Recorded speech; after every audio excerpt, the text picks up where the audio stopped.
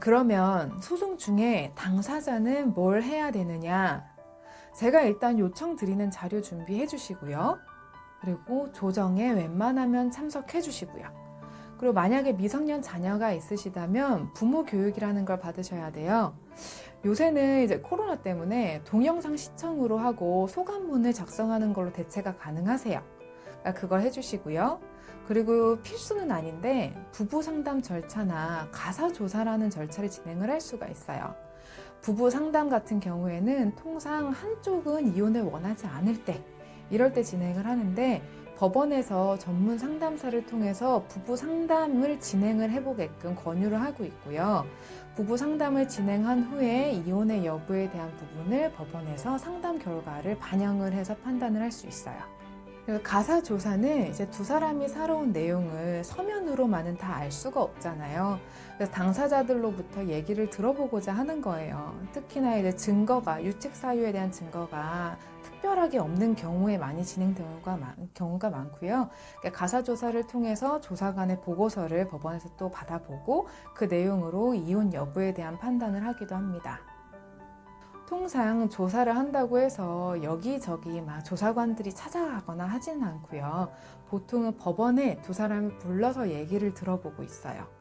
두 사람이 같이 조사를 받게 되는데 만약에 상대방이 폭력적이라거나 이런 부분 때문에 함께 있는 게 너무 어렵다라고 생각하시면 조사관 분들한테 솔직하게 얘기를 해주세요. 그럼 조사관이 본인의 권한상 이제 따로따로 분리해서 조사를 진행해 주기도 합니다. 그리고 만약에 아이가 있다면 양육 환경 조사가 나올 수도 있어요. 그러니까 아이가 어느 정도 컸으면 뭐 초등학생 중에 고학년 정도? 그러면 아동 상담도 진행을 할 수가 있어요. 아이들의 심리 상태를 치유하고 케어하는 과정에서 어떤 부모가 아이를 양육하는 게 바람직한지 판단을 해보려고 하는 거고요. 전문 상담, 심리 상담사 분들이 진행하는 절차다 보니까 이혼하는 과정에서 자녀가 힘들어하고 있다면 도움이 되실 수도 있어요. 이런 아동 상담은 통상 부모가 양육권, 서로 아이를 키우겠다라고 주장을 하면서 다툼이 있을 경우에 진행이 되는 절차라고 생각하시면 돼요. 여기까지가 당사자분들이 소송에서 해야 하거나 할 수도 있는 절차의 대부분이에요. 일단 재판은 변호사한테 맡기시고요. 당사자분들은 법원이 요청할 때 본인의 얘기를 법원에 해주시면 된다고 생각하시면 됩니다. 그러면 소송 기간은 또 얼마나 걸리냐 많이 궁금하실 거예요. 이게 정말 대중이 없어요. 근데 통상 저는 6개월에서 8개월이라고 얘기는 드리는데 어떤 분들은 4개월 이내에 끝나기도 해요. 이 정도면 협의 이혼 신청하는 것보다 빨리 끝나시는 거거든요. 그런데 또 어떤 분들은 1년이 넘어서도 안 끝나시는 분들도 있어요. 네, 사실 이렇게 길어지면 저희도 좀 지쳐요. 그러니까 소송의 기간에 대해서는 너무 고민하지는 마시고요.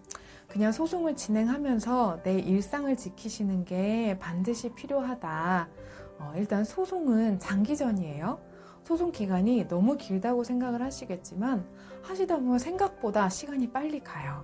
그래서 그 기간 동안 소송만을 생각하고 소송에 목숨을 건다면 그건 정말 괴로운 일이 되실 거예요. 그러니까 소송 기간이 고통스러운 기간이 되실 수 있는데 그러실 필요는 없어요. 우리는 법원이라는 공명전대한 기관에 우리의 혼인 관계에 대한 판단을 맡긴 거고 법리적으로 이 부분을 다툴 변호사들이 있어요. 그렇다면 어느 정도는 마음을 놓고 나의 일상, 나의 행복을 생각하시면서 이 소송 기간을 보내시는 게 좋겠죠.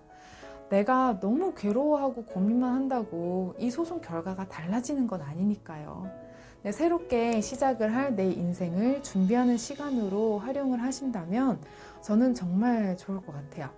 그리고 저는 진짜로 의뢰인분들한테 뭐 일자리를 구하시거나 뭐 아이들하고 여행을 가셔라, 뭐 자격증 공부 그런 거 하셔라 이런 얘기를 드릴 때가 많아요. 근데 이 소송 기간이 이 분들한테 지옥 같은 시간이 되는 것보다는 이제 더 나은 내일을 위한 시간이 되기를 저는 진심으로 빌거든요. 뭐 제가 의뢰인분들한테 아주 흡족한 그런 변호사는 아닐 수 있어요. 근데 이런 마음만큼은 정말 한치의 거짓도 없는 진심이라는 거 알아주셨으면 좋겠습니다. 그냥 모든 분들이 행복하셨으면 좋겠어요. 행복한 가정을 가지시면 더없이 좋고요. 고통 속의 가정에서 살고 계시다면 어서 빨리 벗어나서 새로운 삶을 시작해 보셨으면 좋겠어요. 두렵겠지만 두 다리에 힘 빡 주고 용기를 내시기를 바랍니다.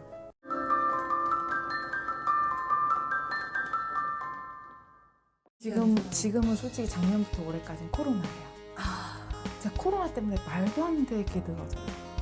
그게 변호사들 되게 미치겠어요. 제품도 단일되지, 자꾸 쉬지, 법원 직원들 막 반씩 재택근무하지. 그러니까 우리도 법원에다가 진짜 우리 사무실 그 주임님하고 직원분들이 엄청 법원에 맨날 전화하지, 기일 지정에다가 신청서 넣지, 안 해도 될 업무를 이제 엄청 하고 있는데도 법원에서 항상 똑같아요. 어쩔 수 없다고.